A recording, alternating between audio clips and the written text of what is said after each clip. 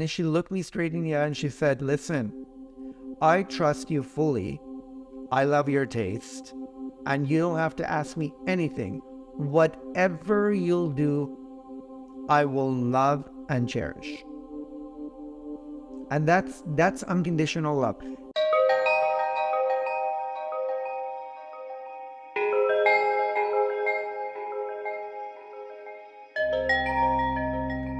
Hello everyone, and welcome back to the Soulful Intuitive.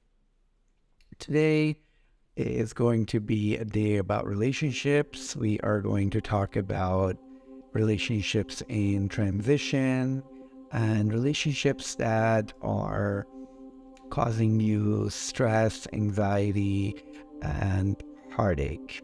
Now, sometimes we have people in our lives, friends, family, co-workers, who are constantly causing us pain, and we don't really see eye to eye, and they don't make any attempt to include you and make you feel like they love you or the fact that you matter to them.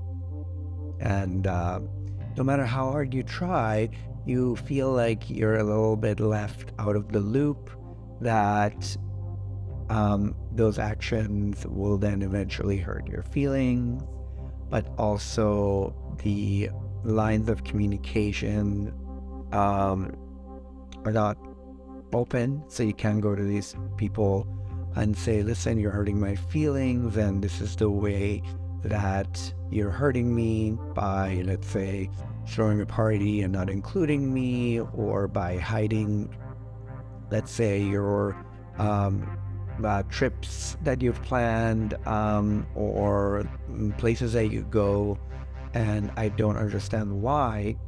And sometimes that approach, the direct approach, works, but usually people don't do the direct is because with those people in your life, you don't feel comfortable to expose yourself and be vulnerable. By the very fact that they are not including you, excluding you from their lives, and by not giving you any reasons to feel like you matter.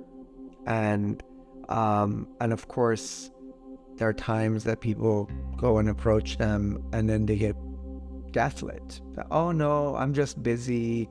You're too sensitive. You're always on my mind. Actually, I'm the one who always calls you.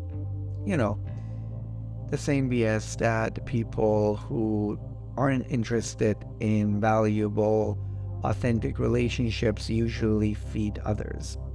The truth is that these people, let's say your neighbor or your coworker or your family members, the relations that matter, they don't want to include you in their lives. And you can come up with one reason, or you could come up with 100 reasons. It doesn't matter. And no matter what you tell them, no matter how you present your case, no matter how vulnerable you are, they are not going to hear you out, because they have decided, and they have their own reasons. We're not getting into that, because they're entitled to have their own reasons and make their own choices, that you are not important enough to be in their circle. And I see time and time again when people are trying so hard to change others in terms of how they're being treated. And you can't change other people. You can only change yourself. You either will go home one day and you kill that sensitivity chip that is deep inside your heart and just turn into a neutral person who doesn't feel anything, who doesn't get annoyed or upset or sad or triggered. Or you hear them loud and clear. What they're saying in their action is, listen, you know what? We don't want you at our parties. We don't want to share our happiness with you. If we're going on a trip, we're not going to share it with you. If we're having a party, we're not going to share it with you. If we bought something that brought us joy, we're not going to share that with you.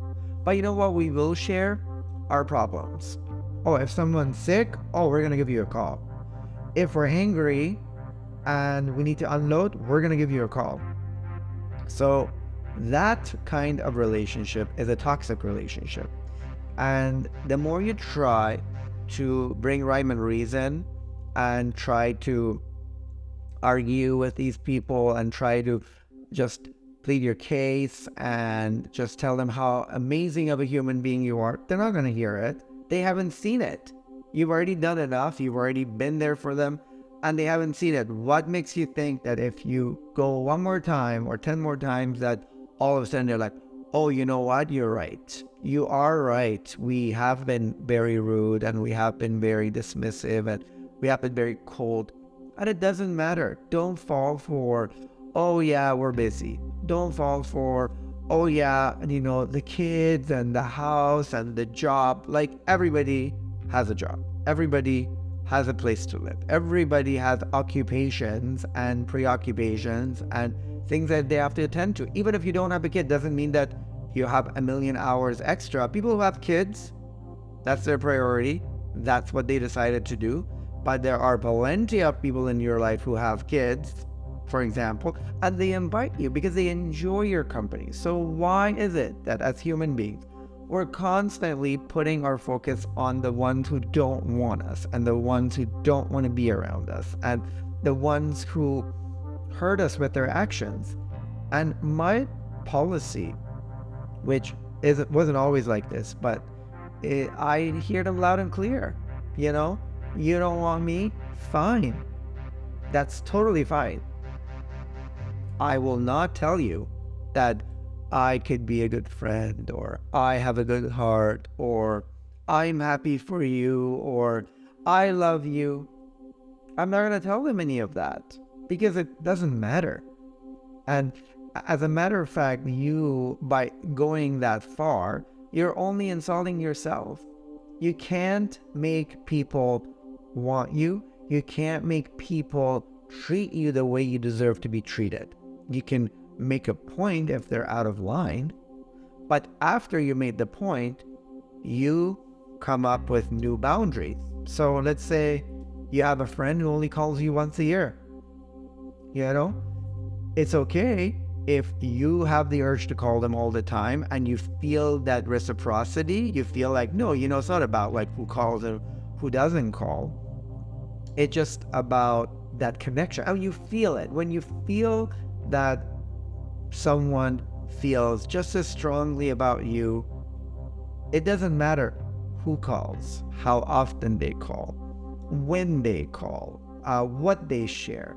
You know that they fully love you and trust you. My best friend recently was redecorating and she always wants my opinion and my help, and I'm gladly offering it to her. And she said something to me which was so beautiful.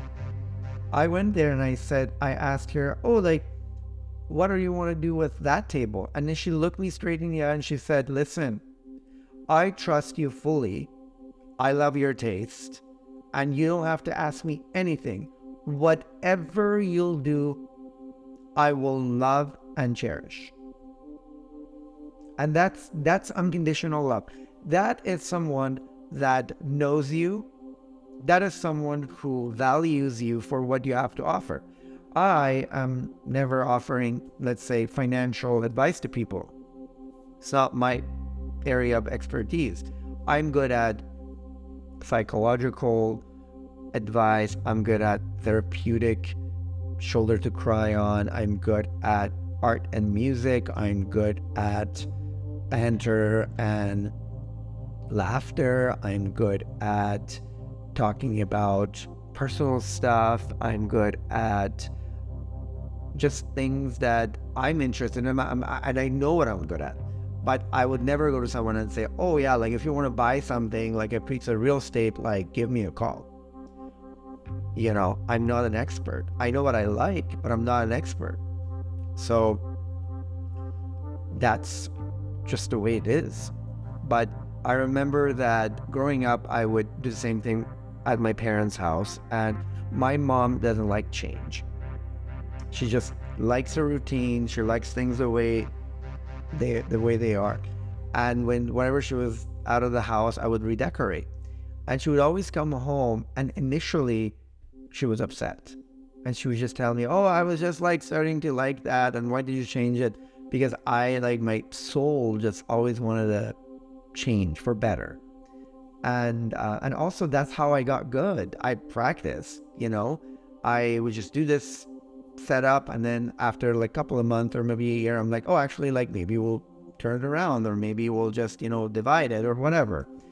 And but she never necessarily told me that, you know what, I really trust you, period. But she would always include me in any purchases that required artistic opinion. Let's say if it was a piece of art, or if it was furniture, if it was even clothing and fashion, because I was good at it. I was always good at it. And she would buy something and would wear it, and she would say, "What do you think?" And if I said no, she would go and return it. So that's how I knew that, okay, you know what, like, I have this gift, and these people value the gift that I have. Or and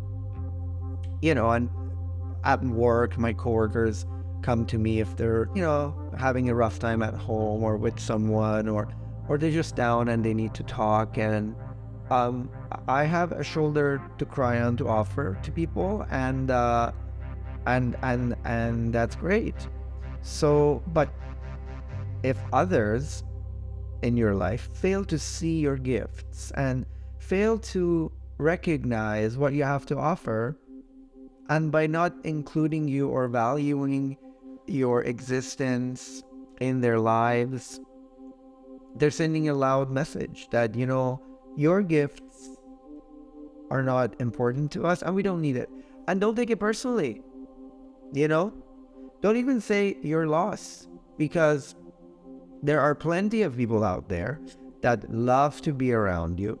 There are plenty of people out there who see the good in you, who appreciate it, who want to be part of your success story. But what most people do is we just focus on those few people who are constantly telling us with their actions that they don't value us, that we're not good enough. And we just think that if we get them to like us, and if we get them to see our sparkle, then we're going to be happy. Don't do it.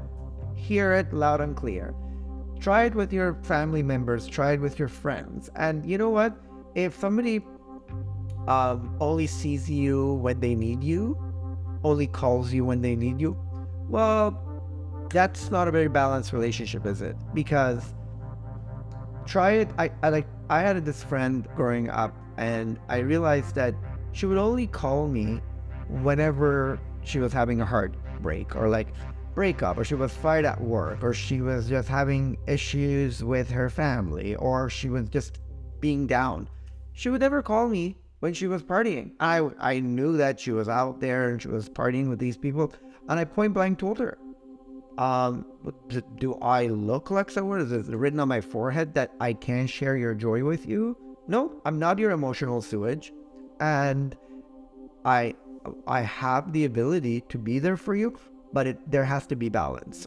For every laugh, there has to be, like, for every tear, there has to be a laughter, and vice versa. But if it's just tears all the time, then you're being taken advantage of. So, and I know, like, people grow financially away from each other. I've heard this stupid thing that people say that, oh, I just, like, don't share this part of my life because, they are not at our level, and I don't want them to be envious. And, oh, just, birds of feather flock together. Like, that is, like, I'm sorry, that just says that you're not ready for the level of wealth that you're at. You're uncomfortable. Because if you really think that relationships are about how many zeros you have in your account, and then you're going to match it with other people who have that many zeros, then you don't know nothing about relationships, because that's not how you build relationships.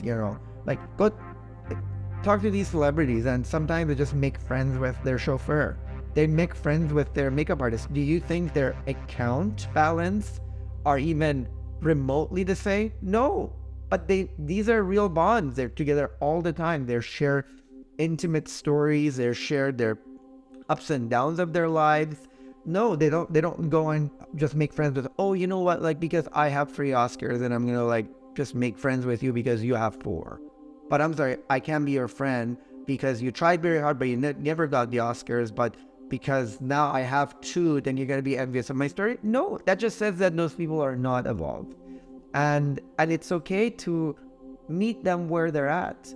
If they're not sharing their joys with you, if they're not sharing their stories with you, because they think that you might be envious, or they think that you can't handle it, or I even heard people saying, oh, I don't say that because I don't want to get jinxed. Like, no, you know, sure, don't put it on your Instagram, that because that's a different energy that you're attracting. But like, if I'm genuinely happy and I got a coat that I really like, or I don't know, a pair of pants, or a bouquet of flower, yeah, I'm gonna share that joy with people I love, because that's how you build relationships, by sharing your life. And you know what? Sometimes what we buy something, it's part of our lives. We bought a house. I want to share it.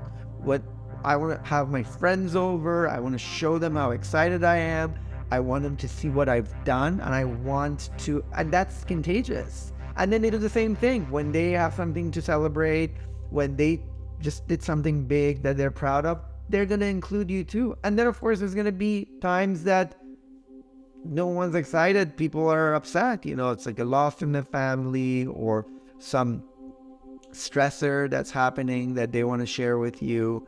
And that's a balanced relationship. But don't waste your time on anyone. Doesn't matter. It could be your parents, it could be your brother and sister. Like, it's not written in stone that, oh, because we share blood, that like they mean well. That's not true. That's not true at all. Don't waste your time. Don't waste your energy. Don't write a letter. Don't just cry over it and just say, why can't you see me? No, none of that. Because if they're adult enough, and if they've been around you and they've seen your light, and they decide for whatever reason that you're not lit enough for them, or you're not good enough for them, and then you see actions of them withdrawing, and you see actions of them basically only compartmentalize things that they think you can handle, or like they only want to share that part, no, then that's not a genuine relationship. And it's fine if you want to be in relationships that are not genuine. There's no judgment. But the point that I have been making, like, in this episode, is for all of those people who don't see your value and hurt your feelings, there's so many others who love you just as you are and see your light and want to be around you. So don't sell yourself short, and say yes to the ones who love you, and the ones who want to be part of your life, and the ones who invite you, and the ones who just tell you how wonderful they think you are, and receive it and believe it. Don't wait until, oh, I only receive it, or I only feel my worst when, those 3 people who have constantly put me down in my life, or have been shutting me out, when they have me, and when they see it, then I'll be happy. Don't do that. Don't waste your time. Don't waste your life. That's not the whole point of living. The point of living is acceptance. Radical acceptance of certain things that you cannot control. And guess what you can control? How others see you, receive you, and perceive you. You can't control that. You're not in their brain. You can't go and write a new code and say, oh yeah, like, oh, the reason why you couldn't see me is because, yeah, there was a glitch. No. If they accuse you of something, you can defend yourself, but take that to heart, that, oh, so this is their angle. This is how they are. Sure. There's no drama. You don't need to have a fight. You don't need to go to like group therapy. No, you just go, okay, I see you. I hear you. Everything's well. Everything's great and peachy. And don't even show any reaction, but get to that peace, find that peace inside of you, that is completely neutral. Just when you accept it, okay, all right, they don't see me, fine. I accept it. But guess what? I have all these other people who see me. So I'm going to choose to share my life with them. I'm going to go on trips with them. I'm going to have them over to my house. I'm going to go to their house. I'm going to share things that I'm excited about with them. And I am going to accept that those people, neighbors, coworker, whoever, your boss, your cousin, the ones who always accidentally forget about you, or you send you the last minute invitation out of obligation, but knowing very well that you're going to say no, by the ones that don't share their life with you. And I'm not saying that people should tell you everything they do all the time, but you know what I'm talking about. There are always those people who, like they buy a big house and then you hear it from like a third person, even though you just talked to them for 3 hours the day before. They just didn't mention it because maybe you couldn't handle it, because that's not the news that you're not going to hear. You're obviously going to find out, but they decided that no, that's not who you are, and that's not what they want to do, which is including you. So accept it, come to peace with it, and move on. So, and watch them. And as a matter of fact, when you do that, they always start crawling back. But they showed you who they are, loud and clear. So you're like, oh yeah, no, sorry, I'm not canceling my plans to spend time with you. I already made these plans. No, I'm not canceling my trip because you decided to, I don't know, show up last minute and now you need me for, I don't know, to babysit for you because, you're out of town and you're back in town. No, not doing any of that. With a smile on your face. Because guess what? You have a life and your life matters and you matter. And you have plenty of people who love you and adore you and cherish you and see your light and want to be with you. And being with them empowers you, and being with those who don't see it takes your power away. And why do you want to do that? Stick to your power, own it, love it, and remember, life is short. Don't waste one more minute on writing that letter to the sister that hasn't talked to you in like 5 years. Because you already wrote 10 letters. She doesn't want to talk to you. Accept it. Don't like have a meeting with a coworker that is never asking you to go to lunch with her or him, even though you already passive aggressively or even directly have told them, oh, it really hurt your feelings that you're available for lunch and you're available for that potluck, or you're available to go shopping with the girls from the office. But guess what? You weren't invited. So don't waste your energy. Just do your thing. And once you completely withdrew, guess what? Now they're gonna be excited to have you. And it's too late. Just say no. Respectfully decline. Don't even get excited. Because they haven't changed. It's just that they're not getting the energy from you. Because guess what? Whenever you get sad and you get anxious and you get stressed, you just lost your power. And what does that mean? When you lose power, you lose energy. And guess who's receiving it? They are.